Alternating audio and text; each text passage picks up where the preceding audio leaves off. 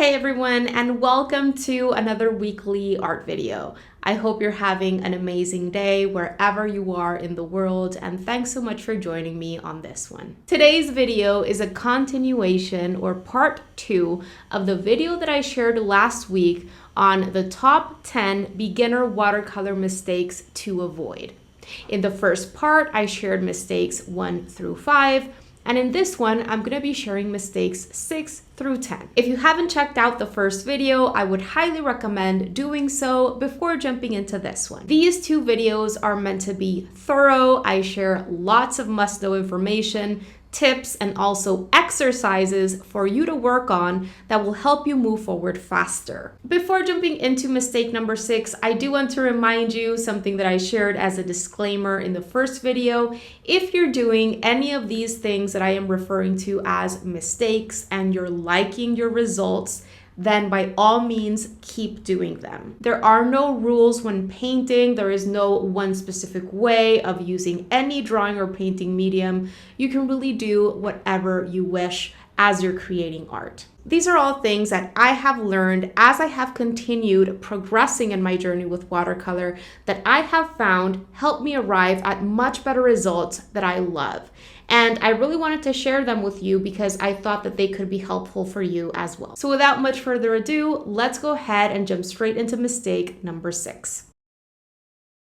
Using too much water. So one of the main skills that we must develop when we're getting started with watercolor is our water control.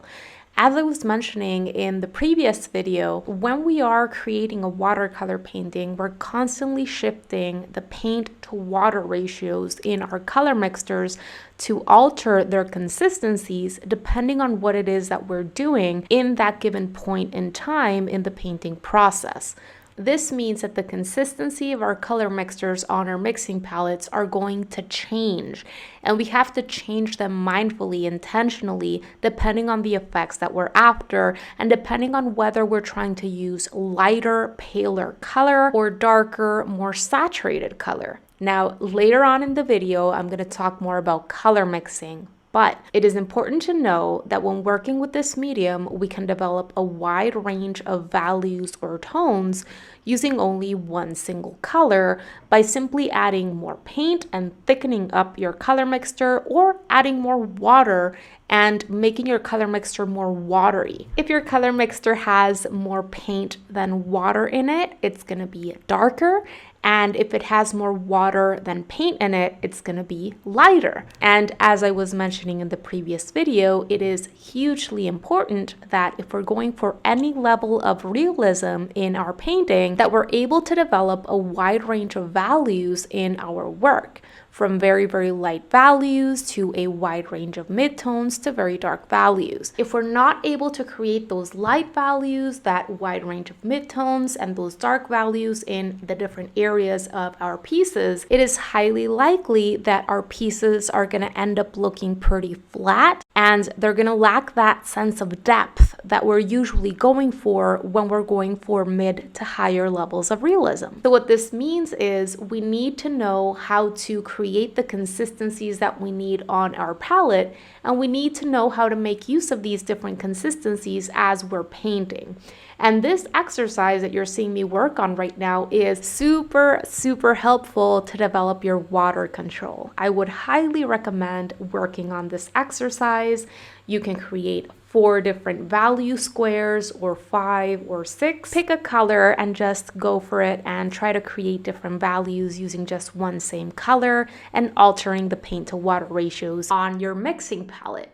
You can go from light to dark or from dark to light the way that I am doing here. This exercise, which I like calling the value or tone strip exercise, is very helpful because this change in consistencies is essentially what you're going to be doing in your painting process. I would recommend picking a darker color for this exercise because if you pick something like a yellow, well, yellow is inherently a very, very light color. So you're only going to be able to get so dark using only yellow. Whereas when you pick a darker color for this exercise, you're going to be able to develop a wider range of values because it's a way darker color that allows you to create very dark values by itself, simply saturating the color more, adding more paint into that color mixture. What I often see beginners do is just use their color either in a super heavy, saturated, very pigmented state and applying their color all throughout their piece and all throughout the painting process in a very heavy way,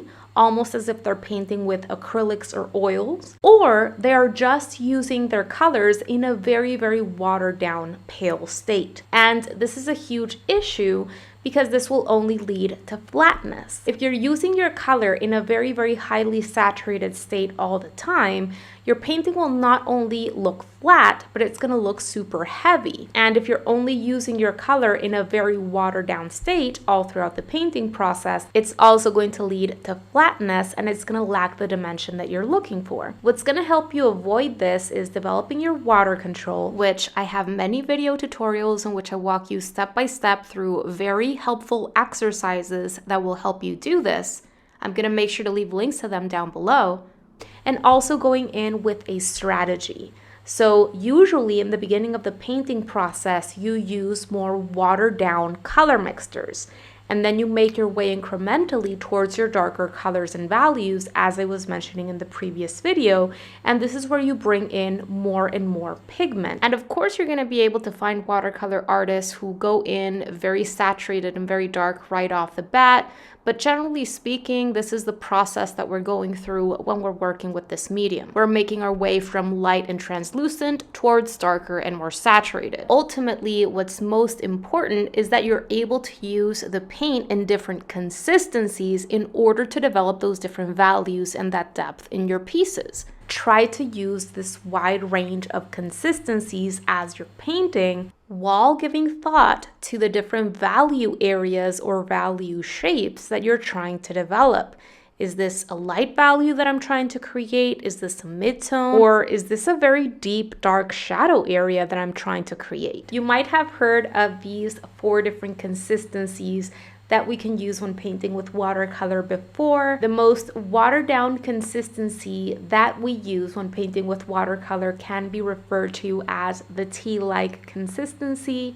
The next one is the coffee consistency, which has more paint in it, but it still has a good amount of water and flow to it. The next one is the milk consistency, which has even more pigment than the coffee consistency. And finally, there is the cream or butter consistency. Some people break these up into 5 different consistencies: tea, coffee, milk, cream, and then butter. It depends who and where you're learning these from, and it's not really necessary to even know these at all. But for some of us, it may be helpful to relate the consistencies on our color palettes to other things that we may know.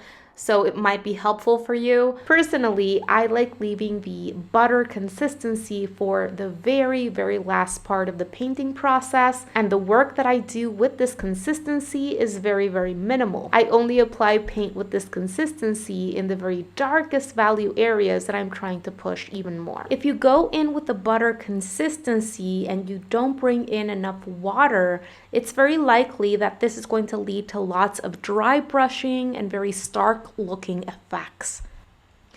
Next, you're going to see me demo a couple of different ways in which I often see beginners struggle with a lack of water control, more specifically with bringing in way too much water. In this first one, I'm going to show you back runs. So back runs happen when we have paint that has been placed on paper, which is in the middle of the drying process. So it's no longer super, super wet, but it's starting to dry. And then we accidentally go in with way too much water, which drips down our paintbrush bristles and disturbs that paint that is in the middle of the drying process. That water flows down the bristles of our brush, disturbs and pushes out that paint that is in the middle of the drying process, and this creates splotchiness, cauliflower effects, blooms, and back runs. Now, I must say that there are watercolor artists out there who intentionally create back runs and blooms and this sort of thing. that are seen by others as being accidents that should never happen. I have seen watercolor artists incorporate blooms and backgrounds and things like this in order to create very interesting textures in abstract pieces, and even the look of faraway trees and just different things like that, where they actually use blooms and backgrounds intentionally. Sometimes they actually manipulate paint and water to manually create these, and other times they just happen throughout the painting process and they just embrace them. I would say that the main difference here is when they happen due to a lack of water control, or when they happen because they were intentionally created, or they just look like part of the piece. If they're happening due to a lack of water control, then it's definitely something that we must continue working on. This is a piece where I created intentional blooms. I wanted to create points of interest in the composition and just give more personality to the piece. Those yellow spots are called blooms, and what I did was I loaded up my paintbrush bristles with a good amount of yellow with a coffee to milk-like consistency, meaning not too watered down, and I dropped it into that layer of purple while it was still wet. By making sure that I wasn't going in with too much water in my paintbrush bristles and that the consistency of my color was relatively thick, in that mid-range, almost 50% water, 50% pigment ratio, I made sure that I wouldn't overly disturb that purple paint when that yellow dripped down from my paintbrush bristles. So it's just a matter of making sure that you're not going in with way too much water. So I'm gonna demo one last mistake that I often see beginners struggling with when it comes to this using too much water category. I'm painting in this organic shape with my quinacridone rose. I am making sure to use a good consistency, and I am making sure to paint quickly so that I'm not left with any drying edges or texture throughout this shape. I am trying to go for more of a flat wash all throughout the shape, and it looks fine. I could have left it alone, but what I often see with beginners is they want to continue going into their washes to perfect them or get them perfectly even or get rid of little teeny tiny textures. And what they end up doing is they make it even worse. After painting this shape in, I remove that color from my paintbrush bristles, and I'm going in with just water in my paintbrush to attempt to fix little imperfections that I might be seeing. And as you can see, all I am doing is I am making it worse. I am removing way too much color from my paper, weakening that pigment, making it super pale because all of that water is flowing down the bristles of my paintbrush. And simultaneously to this, because watercolor paintbrushes are made to absorb a good amount of water and paint in their bristles, those bristles are absorbing and soaking up too much of that color. And some of that water that I'm going in with, because I'm going in with too much water, is dripping down, expanding into the paper and pushing a little bit of that pigment out towards the edges of my shape. And as you can see, I'm just left with this splotchy mess where the center is very, very pale. And some of that pigment, some of that color is pushed toward the edges, creating this outliney look. Outlines are something that personally I'm usually trying to stay away from because in realism, there are no outlines. Outlines are only going to lead to flatness and more of a cartoony look. Moving on to mistake number 7, and this one is bleeding colors. So here's another thing that if you are doing bleeding intentionally because you're looking specifically for that kind of effect, then that is awesome. But I see a lot of beginners struggling with bleeding because they're lacking water control or they're being impatient. Right here, you just saw me paint in this little rectangle that I sketched out for myself using my quinacridone rose. And after having painted in that magenta rectangle, I removed all of that paint from my paintbrush bristles, and I went in with a clean and slightly damp paintbrush to run my paintbrush bristles along the bottom edge of the rectangle. And because I created that new section of wet paper under that rectangle, that paint immediately started bleeding into that new section of wetness. You're gonna see me do this again with this blue shape that I am painting in right now, creating these intentional bleeds.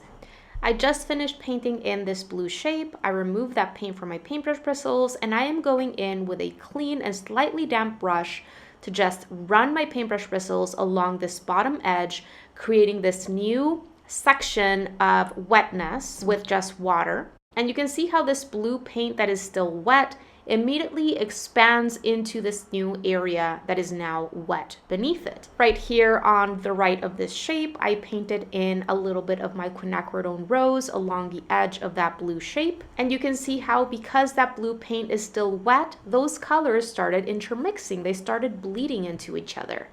So in order to avoid undesired bleeding from happening, first remember that watercolor is always going to expand into paper that is wet or even damp. So if you're not looking for a color to expand out, then you must allow whatever shape or area it is that you just painted in to dry completely before moving on to painting an area that is right beside it. Otherwise, if you just finish painting an area and you start painting right beside it, that paint that is still wet that you just painted in is going to start seeping or bleeding into this new area of wetness that you're creating.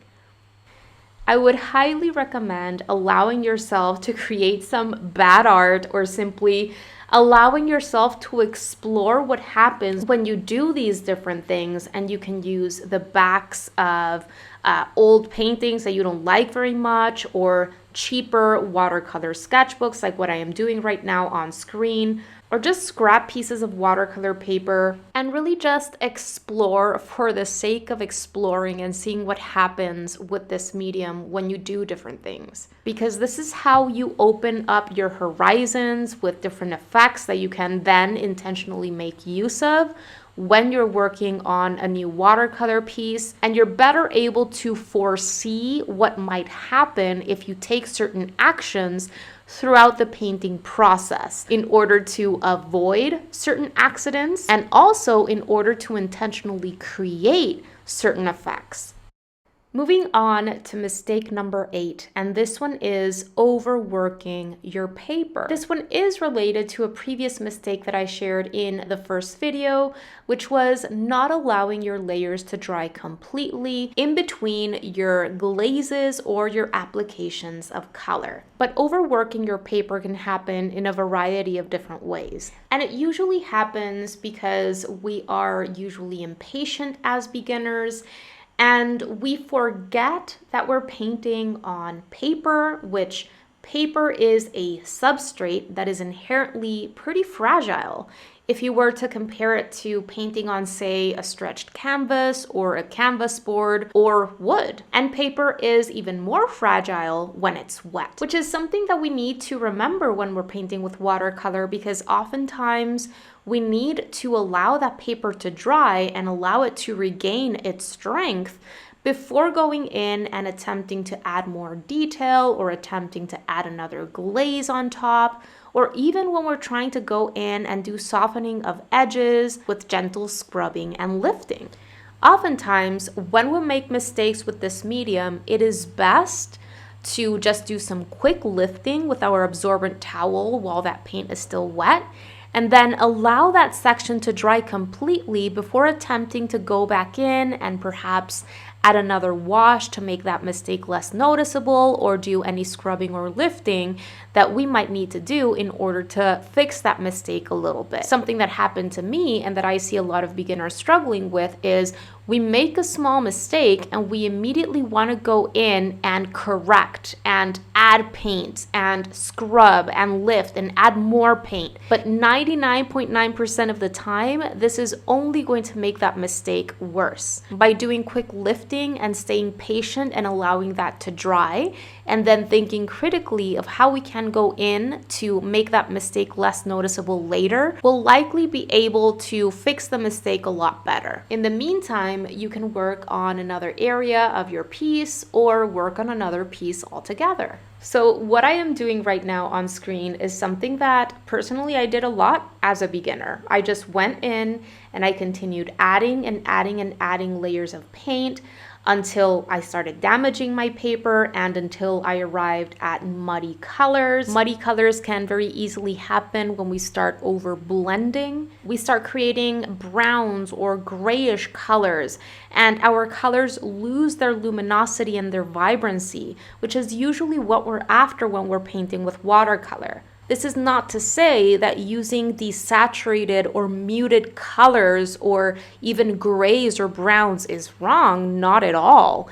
Actually, if you're trying to go for higher levels of realism, you're going to have to desaturate your colors and know how to tone colors down, so to speak, because colors around us in real life are almost always going to be at least slightly desaturated. But again, it all comes back to you planning to use desaturated colors, planning to create desaturated colors. And I'm going to talk more about that later in the next mistake. But rest assured that you can make use of desaturated colors and grays and browns and still maintain that beautiful luminosity and vibrancy that watercolor allows. These colors that I've arrived at on screen, they don't look luminous and vibrant anymore because I have overworked and scrubbed and blended them to death. They look very flat and very dull. In order to avoid this, what I would recommend is making sure that you are choosing the colors that you're going to be using for each area of your piece, making sure that you're swatching out your colors and your color mixtures that you're going to be needing on a scrap piece of watercolor paper, planning and preparing before getting started. And also, as I was mentioning in the first video, go in confidently and allow the paint to do its own thing. Don't try to go in and overcorrect or start adding and adding and adding more paint, or even going in with too many layers, because usually the more you go in and the more layers you create, the more likely it is that you're going to arrive at overworked results. Generally speaking, when working with this medium, the less moving around of paint that you do after it's been placed on paper and the less layers you go in with, the fresher the results are going to be. But if you are going to work in layers, make sure that you're going in with a plan and that you're allowing your layers of color to dry completely in between applications. Now, this is pretty high quality paper that I am doing these explorations on. This is Arches. It's 140 pounds in heaviness or thickness. And so it can handle a lot of water and can tolerate a good amount of layering and blending and scrubbing and things like that. But if I were using lower quality paper or even thinner paper, I would probably be already creating holes in my paper, and these little flakes of paper will be lifting. And if you get to this point, there is absolutely no going back. There is no fixing that. One last note that I want to make here is make sure that you're using paintbrushes that are intended for watercolor, because watercolor paintbrushes are made with soft bristles precisely because you're going to be using them on paper, and you have to be gentle with paper. So as you can see, I just finished these up. There is absolutely no fixing this. And there is no way to go back to the brightness that the paper once offered. Okay, so just before jumping into the next mistake, I'm going to show you right here what you should do. So right here, I am filling in this shape with just one single color. I am going in confidently, doing my best to allow the paint to do its own thing and leaving those little imperfections be. I worked quickly in order to avoid any edges and textures throughout that shape as much as possible. And then I went in and dropped in some blue to create nice, soft, diffused out gradients. So I dropped in my blue and I allowed that paint to do its own thing. I didn't go in and try to merge those colors together or overblend them or anything like that. I just embrace those organic, irregular watercolor effects that happen when working with this medium. And in the second rectangle beneath it, I am demoing what I would do if I wanted to slightly color correct or change the temperature of that color that I have laid down. What I did was I painted in that wash, and then I allowed it to dry completely to allow that paper to regain its strength. And now what I am doing on my palette is I am creating the color mixture that I need for that glaze that I'm going to be placing on top in order to slightly change the color and the temperature of that color that I have already painted on paper. As you can see, I am going in with a glaze. I am doing my best to not do any overblending or scrubbing or anything like that, because do remember that watercolor can reactivate after it has dried, and I don't want to do that. So I go in very gently and I do my best to just paint that layer in and leave it be. So as you can see, I was left with a color that is slightly darker, slightly more towards the purple side than the red-purple side. Of course, because watercolor is a translucent or transparent medium, you're never going to be able to completely cover up that color that you've already placed underneath. So that color that you already have on your paper is always going to have an impact on the color that you place on top. Moving into mistake number 9, and this one is not learning about color theory or the color wheel or how to mix colors. I would definitely need an entire series of videos in order to explain everything that I'd like to explain in relation to color theory. And I'm gonna do my best to provide the must-know information that you should know about if you're just getting started with color theory and painting in the shortest amount of time that I can. When we don't know about color theory and color temperature, it's super easy to arrive at colors that we weren't really going for during the painting process as we're moving along. But it's also going to be very difficult for us to know what colors to bring in order to develop our different values and hues that we need for higher levels of realism. Because when we're going for higher levels of realism, using just one single color straight out of the pen or tube is not going to lead to very realistic results. Why? Because as I was mentioning before, most of the colors that we have around us in real life are desaturated to different degrees.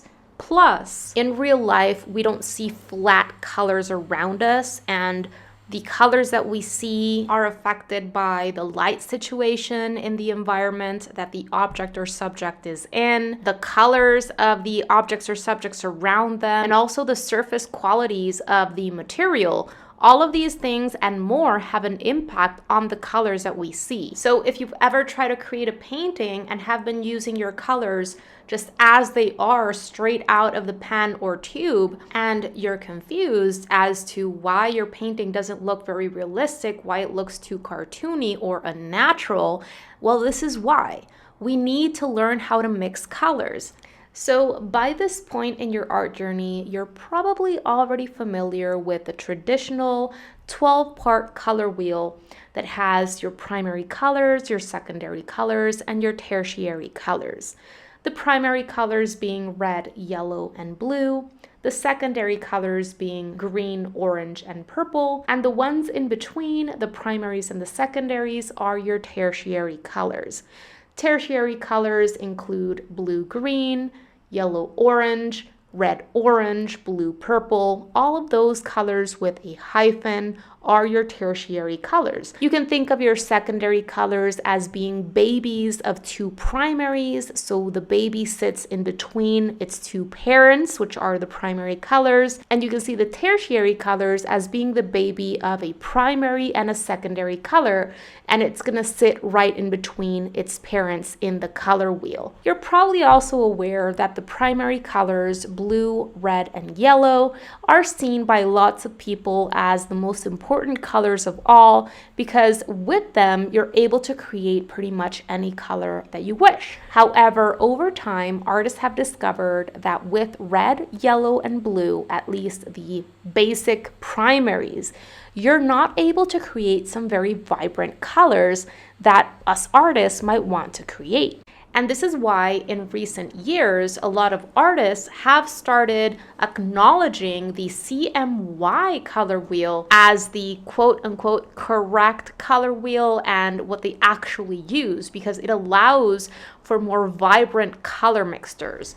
So the RYB color wheel, red, yellow, and blue, color wheel you can see as the traditional color wheel, and the CMY color wheel is a newer version of the color wheel that a lot of current artists use in order to create colors that the traditional primaries, the red, yellow, and blue included in the traditional color wheel, wouldn't be able to create. Red, yellow, and blue are replaced by magenta, yellow, and cyan in this new color wheel. You can check out my video where I talk much more about these two color wheels and I explain my own thoughts in relation to which one I think is the correct one or the one that I would recommend using. I'll leave a link to that video down below in the text section of this post in case you'd like to check it out. In that video, I explain much more about the history of the color wheel and also more science-related facts in relation to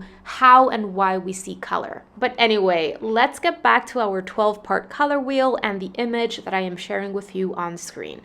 When it comes to color mixing, it's very important to understand two key things.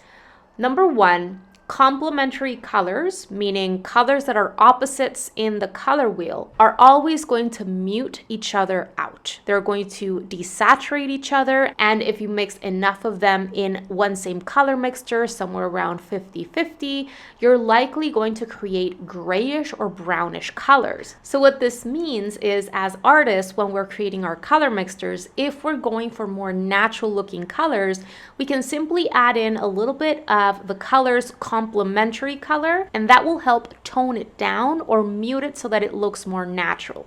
Another important thing to understand in relation to color mixing are analogous colors. Analogous colors are groups of 3 colors that are next to each other in the color wheel. Say yellow, yellow-orange, and orange. These are analogous colors. And when we're developing our shading, when we're painting with watercolor, analogous colors can be very helpful to bring in because they are a way that we can create different values, meaning lights, midtones, and darks, while maintaining a certain vibrancy and bright colors in our pieces. What this means is we can both use complementary colors and analogous colors for successful shading with watercolor. It all depends on what outcome we're after, if we're looking for very vibrant, bright colors, or if we're looking for more muted, desaturated colors. And of course, analogous colors are not always going to work. It does depend on the object or subject that you're shading in. Because say, if I were painting a pastry of some kind, such as a croissant, like this one that I painted in a past step-by-step tutorial that I shared a while back. Link to this will be down below for you, by the way. If I consider my base color to be yellow, I'm not going to bring in orange, which would be sitting next to yellow in the color wheel, to create my darker values, because this would make my croissant look orange and it wouldn't look like a believable, realistic baked good. In those cases, I'm much better off bringing in a neutral, a brown, to create my darker yellow values. Whereas if I were painting a lemon and I wanted to create those darker values, I could bring in a green to darken that yellow and create darker yellow values using my green. Because already yellow present in lemons and limes is pretty cool. It's leaning towards the green. If I were painting something like an eggplant, I could create my darker purple values by bringing in blue, which is analogous to purple in the color wheel. I have a full tutorial where you see me shade different spheres using different techniques with watercolor that I'm gonna make sure to link to down below in the text section of this post. In that video, you can see me use analogous and complementary colors to do my shading. You're probably also well aware by this point that the color wheel can be divided into 2 halves, one being the cool half and the other being the warm half. A lot of us get taught this part of color theory when we're kids in school, if we're lucky to have an art class, and this information is not necessarily wrong. However, it's a very simplistic way of seeing color temperature, because As you move on in your journey with painting, you're going to realize that every single color has warm versions and has cool versions. In other words, you can have warm and cool blues, you can have warm and cool yellows, you can have warm and cool reds, warm and cool purples, warm and cool greens, etc. And as painters, we have to become good at being able to swatch out a color and telling whether it's warm or cool bias or somewhere in between. Because when we're creating a color mixture, say you're mixing two colors together and you don't realize that one of those colors has a lot of another color in it, so it's very warm biased or very cool biased, and you cannot tell this, you're going to be mixing three colors together instead of two, and this is going to lead to a color that you're not looking for. If you know about color temperature and you're able to swatch out a color and tell whether it has a lot of this color in it or a lot of that color in it, you're going to know exactly why when you mix two colors together, you're not arriving at the color that you need, and you're going to be able to replace it with another color that is going to lead to that color that you need. So understanding color temperature is essential in order to mix the right colors. For example, if you're trying to create a purple and you mix together the two primaries that are going to give you purple, which are red and blue, but you pick a blue that has a lot of green in it, so a cool biased blue, without noticing, that is not going to lead to the purple that you want, because you're going to be mixing together red, green, and blue instead of just red and blue. So if you have trouble telling whether a color is warm or cool, I think it's essential to start there. Right here on screen, I've included blue, red, and yellow in their warm versions or warm biased primaries. And on the right, I've included cool, blue, red, and yellow, so cool biased primaries. Warm blues have a little bit of red in them, so they are going more towards the purple side. Cool blues have a little bit of green in them, so they're going more towards the green side. Warm reds lean more towards the yellow side, and cool reds lean more towards the purple side. You can think of warm reds as having a tiny bit of yellow in them, while cool reds have a tiny bit of blue in them. Warm yellows are biased more towards the orange side, and cool yellows have a bias towards the green side. And if once you've developed this ability to tell whether colors are warm or cool, if you ever swatch out a color on paper and you're not readily able to tell whether it's warm or cool bias, it's probably somewhere in between. And something I always like bringing up with students is color temperature is relative, because whether we judge a color to be cool or warm or dark or light or whatever it is, really has to do with the colors around it. We are learning about color not to swatch out colors individually, but to create compositions that are going to involve various different colors. So it's always going to come down to the relationships of all of these different colors making up the whole composition. It's not about each individual color. Ultimately, when the viewer sees that composition, it's going to come down to the entire context. We're not really only going to be using one single color all by itself. It's going to be surrounded by other colors, other hues. And so the way that we judge a color depends greatly on the context that that color has been used in. So I always like reminding students that yes, it's important to tell whether a color that we swatch out is warm or cool by itself, so that we can plan for the colors that we're going to be using in a painting before getting started. However, whether we judge an entire visual composition that we're seeing as being cooler or warmer is really going to depend on all of the colors that have been used inside it. How and where and what percentage of warm and cool colors were used in the composition. And whether we judge a specific color in that composition or a specific area in that composition to be warm or cool is going to depend on the colors around it. So ultimately, I like saying this color is warmer than or cooler than this other color. All right, so before jumping into the final mistake, I wanted to share this color wheel exercise with you. This is what is referred to as a split primary color wheel that I am creating for you on screen. A split primary color wheel includes a warm and cool version of each primary color. So right here, you're seeing me add in a cool yellow and a warm yellow, a warm red and a cool red, and a warm blue and a cool blue.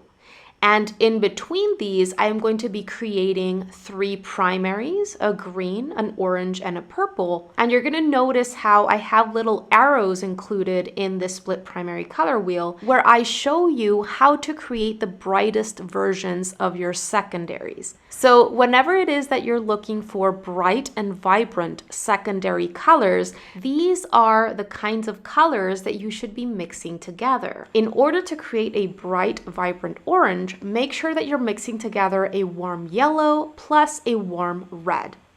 In order to mix a bright, vibrant purple, make sure that you're mixing a warm blue and a cool red. And in order to mix a bright, vibrant green, make sure that you're mixing together a cool yellow and a cool blue. This is a foolproof way for making sure that you're arriving at bright secondary colors, of course, if this is what you're looking for. I wanted to make sure to include information on split primary color wheels in this video because if you have a warm and cool version of each of your primaries, you're going to be able to paint anything that you want and arrive at whatever colors you want by preparing yourself with 2 versions of each primary. If you ever get to a point in your journey at which you want to create your very own color palette to work with and you are thinking of which individual colors you should buy to add into this palette, I would highly recommend considering a split primary color palette because this is really going to provide you all you need. And if once you have your 6 colors, you want to add in convenience colors such as maybe a green that you really like or a purple that you really like or neutrals like burnt sienna or burnt umber or even a neutral tint, then that is entirely up to you. I have a full Skillshare course where I take you through how to create a split primary color wheel from scratch. I delve much deeper into color theory in this course and provide lots of examples of successful paintings created by artists from the past that show great use of color and color schemes. A link to that course is going to be down below for you in the text section of this post in case you'd like to go and check it out. I would highly recommend practicing swatching out your colors, exploring different color mixtures, and trying out this exercise that I'm sharing with you on screen right now for yourself. It is incredibly helpful. And then once you're done, explore creating your secondary color mixtures with different colors and compare the level of vibrancy in those second color mixtures, really observing and acknowledging whether you mix together 2 warm colors, 2 cool colors, or a warm and a cool color, and seeing the differences between these different color mixtures. Okay, and the very last thing I wanted to share with you in this part of this video is what happens when I mix complementary colors together. So right now on screen, you're gonna see me mix together a red and a green. Red and green are opposites in the color wheel, so they are complementary colors. I'm also going to be mixing together blue and orange, which are also complementaries in the color wheel, and purple and yellow, which are also complementary colors. So as I was mentioning before, if you mix enough of 2 complementaries together, you're going to get a brownish or a grayish color. And if we're using complementary colors intentionally to create our darker values and be able to shade our object or subject, or to simply mute down a color to make it look more realistic, then this is great.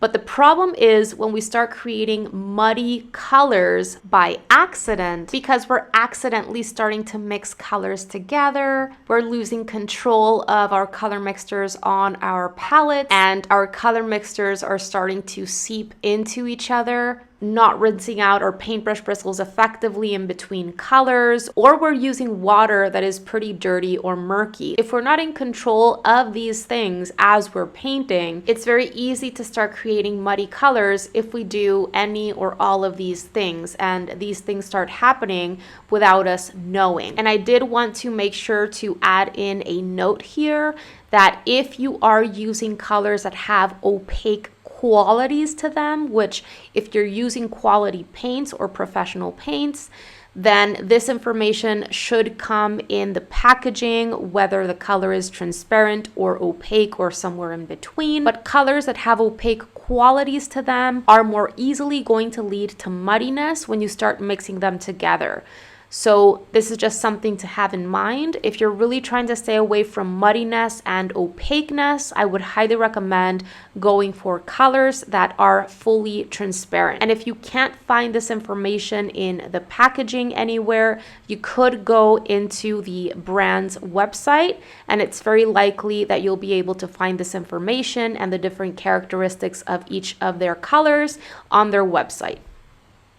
And finally, moving into mistake number 10. And this one is using ready-made blacks and not creating your own dark color mixtures. So the main issue with using ready-made blacks, such as ivory black, lamp black, Mars black, etc., is that they often lead to very flat and dull results. When, as I was mentioning previously, when we're painting with watercolor, we're looking for vibrant, luminous color. They also tend to look very heavy and stark on the page, especially when we're using more milk to cream to butter consistencies. And this can be an issue because this very heavy, very dark flat color can look like almost like a negative hole or empty space in this piece where we're trying to create dimension and glow. Right here on screen, I'm swatching a couple of ready-made blacks for you. The top one is ivory black and the bottom one is neutral black. Both of them look pretty flat and dull to me right off the bat, but you will see the difference when I actually create my color mixtures and I compare them to these ready-made black swatches. But I can see a difference between these two blacks. They have a different color temperature to them. The top black looks warmer and the bottom black looks cooler. The ivory black that I swatched out at the top looks warmer, almost like a brown. Nowadays, I only use ready-made blacks in two situations. Whenever I am working on a grayscale or monochromatic study using only black, or whenever I am going to be actually adding another color into the black to change its color temperature and just make it look a little bit more interesting and less dull and flat. Payne's gray is a very, very dark gray that I often use, and this color doesn't look as flat because Payne's gray is a mixture of black and blue. So it has a cooler temperature to it and it's not as flat and dull. I never use ready-made blacks as they are, especially not when I'm creating a more finalized painting that I am spending more time on. This said, when I am painting with oils and acrylics, I do use black. But watercolor, as we have seen, is extremely different from these other opaque painting mediums. So what do I do instead of bringing in ready-made blacks offered in common commercial watercolor palettes? Well, there are many different color mixtures that we can use to create very vibrant, interesting looking darks. My favorite being mixing together brown plus ultramarine blue. Right here on screen, I am mixing together burnt sienna and ultramarine blue. And as you can see, when I mix approximately a 50-50% amount of each color together, I get a very dark gray color. And you can use burnt umber plus ultramarine blue. You can use burnt sienna like I just did here. You can even mix together Mars brown or Van Dyke brown or sepia with ultramarine blue, and you're gonna get a gray. Be patient as you're creating your gray color mixture. You do have to bring in a good amount of each in order to get a gray. But what's super cool is that you can alter the color temperature of your gray. If it has a tiny bit more brown than blue in it, it's gonna look like a warmer gray. And if it has more blue than brown in it, it's gonna look like a cooler gray. And this is awesome because you can play around with it as you're painting. Right here, I am going to mix together burnt umber and ultramarine blue, and I'm going to swatch it out for you so that you can see the difference between these two grays. But as I said, the temperature of your grays and the result is going to vary depending on the ratios of your different colors that you have mixed together. So when I swatch the second gray out, which is my burnt umber plus ultramarine mixture, this looks like more of a warm gray. It goes more towards the brown side. And this means that I have added more brown than blue into that color mixture. But it's still a very beautiful, vibrant, glowing dark color that I can use for dark value areas instead of a ready-made black. Another way that you can create very dark, vibrant, and lively, interesting color mixtures is by mixing together two complementary colors. As I was mentioning in the previous mistake, if you mix enough of two complementary colors together, you're gonna get a gray or brownish color mixture. So what I am mixing together right now is a red and a green. Red and green are complementary colors in the color wheel. They are opposites. A green and red color mixture that I've seen other watercolor artists use is phthalo green plus alizarin crimson. This is not what I am personally mixing right now. What I am mixing is Viridian Green plus Deep Scarlet from Daniel Smith. But I would highly recommend exploring the combinations of different greens and different reds, as well as different oranges and blues and browns and blues and even yellows and purples, and see what comes out. And you can even get a very dark gray or brownish color mixture by mixing together the three primary colors, which isn't as convenient, right? Because you're having to mix three colors together. But I still want to demo this for you just so that you can see how there are so many ways that you can create very dark, vibrant, interesting looking colors so that you don't have to resort to using ready-made blacks. There are so many different dark color mixture combinations that you can use, and I would highly recommend exploring a whole bunch using the colors that you have available and your knowledge of the color wheel, and start writing down your favorites. So here is my dark gray that I created by mixing together my three primary colors. And something I do want to say is if you want to make these even darker, it's just going to be a matter of adding in more pigment into your color mixtures and thickening up that consistency so that you're using more of a milk to cream or butter consistency. That's gonna look almost like black when you place it on the page. But remember that you only wanna use those thickest consistencies where you really, really need them, because otherwise you run the risk of making your whole painting very flat and very heavy. Remember to always create a nice variation in tones and colors throughout your pieces by playing with the medium's translucency and bringing in the whiteness and the brightness and the beauty of the paper under the paint as part of the piece. And so that you're able to create a piece that has dimension and that glow that is so particular to watercolor. Okay, so here are my swatches of my two ready-made blacks right beside my dark color mixtures. Sometimes we have to see swatches of colors side by side in order to be able to truly compare them. And I would highly recommend trying this out for yourself and seeing them live right in front of you, because sometimes the difference doesn't show very well through the computer screen. But hopefully you are able to see how the ready-made blacks on the left look pretty flat and they look pretty dull when you compare them to the swatches on the right. The swatches on the right look a lot more vibrant, a lot more interesting, and some of them even show a little bit of granulation because I did bring in ultramarine blue into some of those mixtures, and ultramarine blue is a granulating color. I personally do like that granulating effect because it adds some visual texture into that wash. These dark color mixtures also have an interesting color temperature to them, and it's good to know that by altering the ratios of my colors in my color mixture, I can make it either warmer or cooler depending on what I need. Did you enjoy this tutorial? I really hope you did, and if so, make sure to check out everything that I am offering over at my Patreon membership website, because for a very small amount a month, you're going to get immediate access to my exclusive tutorials, classes, and resources that I don't share anywhere else. All of these exclusive tutorials include my downloadable outline sketches so that you don't have to start from scratch, reference photos, and my supply lists.